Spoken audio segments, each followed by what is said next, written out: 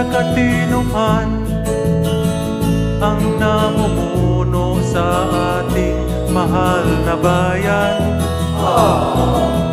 Kay dami ng mga pagbaha, ba't iipunin pa upang solusyonan?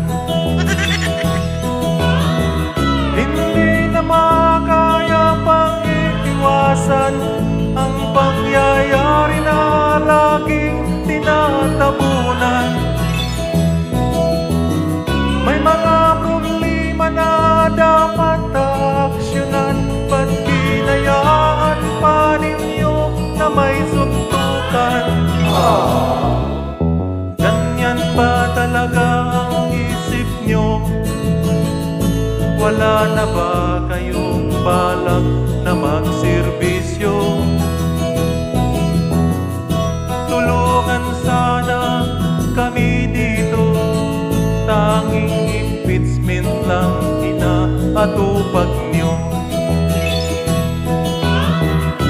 Lahat ng bagay na aming nakikita ay pamulitika lamang ang iyong ginagawa.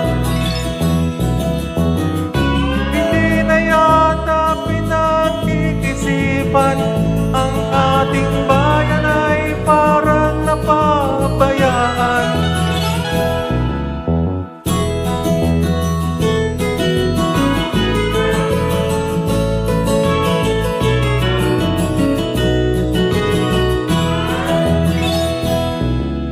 Darating ang panahon, mga taong duwag ay wala nang tinatakutan.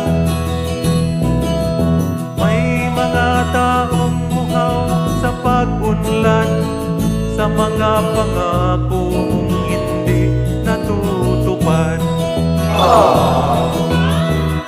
Hindi na makaya pang iiwasan ang pangyayari na parang tinatabunan.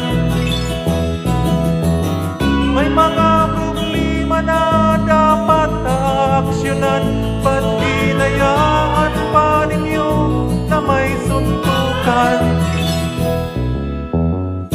Marami tayong mambabatas na nagsusulong sa walang pakinabang.